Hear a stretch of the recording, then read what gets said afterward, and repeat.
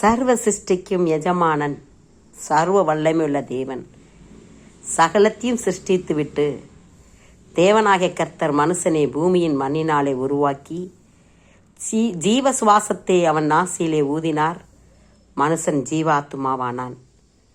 தேவனாகிய கர்த்தர் ஏதேன் என்னும் ஒரு தோட்டத்தை உண்டாக்கி தாம் உருவாக்கின மனுஷனே அதிலே வைத்தார்.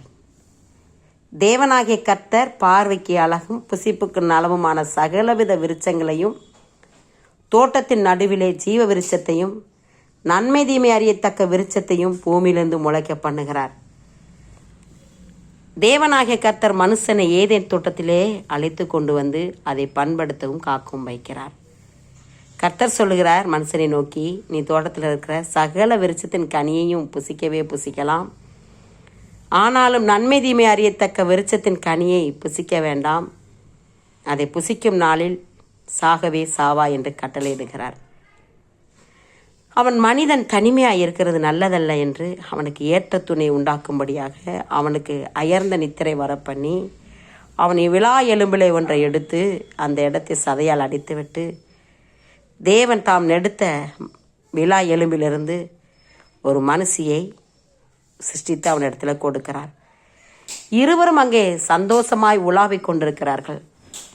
அங்கே நாம் பார்க்கிறோம், சாத்தானால் நிரப்பப்பட்ட சர்ப்பம் ஒன்று இருக்கிறது. அது கர்த்தர் உண்டாக்கின சகல காட்டு ஜீவன்களை பார்க்கிலும் சர்ப்பமானது பயங்கர தந்திரமுள்ளதாக இருக்கிறது. ஸ்திரியை நோக்கி கேட்கிறது, நீங்கள் தோட்டத்தில் உள்ள கனிகளை புசிக்க வேண்டாம் என்று தேவன் சொன்னது உண்டா என்கிறது. ஸ்திரீ சர்ப்பத்தை பார்த்து, நாங்கள் தோட்டத்தில் உள்ள விருட்சத்தின் கனியை புசிக்கலாம், ஆனாலும் தோட்டத்தின் நடுவில் இருக்கிற விருட்சத்தின் கனியை குறித்து தேவன் நீங்கள் சாகாதபடிக்கு அதை புசிக்கவும் தொடவும் வேண்டாம் என்று சொன்னார் என்கிறான். அப்போ சர்ப்பம் சொல்வது ஸ்திரியை நோக்கி, நீங்கள் சாகவே சாவதில்லை, நீங்கள் இதை புசிக்கும் நாளில் உங்கள் கண்கள் திறக்கப்படும் என்றும் நீங்கள் நன்மை தீமை அறிந்து தேவர்களைப் போல இருப்பீர்கள் என்றும் தேவன் அறிவார் என்று சொல்லுது. உடனே ஸ்திரீ என்ன செய்கிறாள், அந்த விருட்சம் புசிப்புக்கு நலமும் பார்வைக்கு இன்பமும் புத்தியை தெளிவிக்கத்தக்க இச்சிக்கத்தக்க விருட்சமுமாக இருக்கிறது என்று கண்டு அதன் கனியை பறித்து புசித்து தன் புருஷனுக்கு கொடுத்தால் அவனும் புசித்தான் என்று வேதத்திலே வாசிக்கிறோம். ஆம், பாருங்க, ஆண்டவர் படைத்த அந்த ஏதேன் தோட்டத்தில் பார்வைக்கு அழகு புசிப்புக்கு நலமுமான சகலவித விருட்சமும் தோட்டத்தின் நடுவிலே ஜீவ விருட்சமும் இருந்தது. ஆனால் இவள் பார்வைக்கு எதுதான் நன்மை தீமை அறியத்தக்க விருட்சத்தின் கனிதான் கண்ணுக்கு தெரியுது. எப்படி தெரியுது? புசிப்புக்கு நல்லதா, பார்வைக்கு இன்பமா, புத்தியை தெளிவிக்கத்தக்க இச்சிக்கப்படத்தக்க விருட்சமுமா இருக்குதான். அப்படி அவள் கண்டு அதை புசித்து தன் கணவனுக்கும் கொடுத்தாள் என்று வாசிக்கிறோம். ஆம் அன்பானவர்களே, நம்ம கரங்களிலே இன்று வேத புத்தகம் இருக்கிறது. இதுதான் ஜீவ விருட்சம். உலகத்திலே நன்மை தீமை அறிவதற்கு எத்தனையோ வழிமுறைகள் இருக்கிறது. நம் கரங்களிலே மொபைல் வந்து விட்டது. இதில் ஃபேஸ்புக், இன்ஸ்டாகிராம், யூடியூப்பு, இன்னும் எத்தனையோ காரியங்கள் இதற்குள்ளே இருக்கிறதுனால நாம் அதவே பார்த்து கொண்டு இருக்கிறோம்.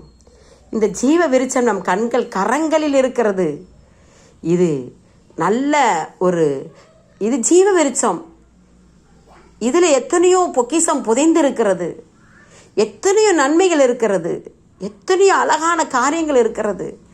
ஆனால் உலகத்தில் இருக்கிறது தான் நமக்கு பார்வைக்கு இன்பமும் புத்தியை தெளிவிக்கிறதுமாய் நம் கண்களுக்கு தெரிவதாலே அதையே நோக்கி கொண்டிருக்கிறோம். என்றைக்கு அந்த நன்மை தீமை அறியத்தக்க கனியை புசித்தார்களோ அன்றே புறம் தள்ளப்பட்டு ஏதேன் தோட்டத்திலிருந்து துரத்தப்பட்டார்கள். இன்று நாம் பரலோகம் போக வேண்டுமென்றால், நித்திய ஜீவனை நாம் பெற்றுக்கொள்ள வேண்டுமென்றால், நாம் எதை புசிக்க வேண்டுமென்றால் இந்த ஜீவ புஸ்தமாகிய இந்த ஜீவ கனியாகிய இந்த வேதாகமத்தை அனுதினமும் வாசிக்க வேண்டும்.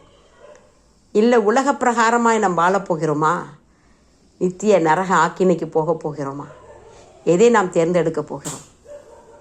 ஆம் அன்பானவர்களே, அனுதினமும் தேவனை தேடுவோம், வேதத்தை வாசிப்போம். கர்த்தர் தாமே உங்கள் ஒவ்வொருவரையும் ஆசீர்வதிப்பாராக. ஆமென்.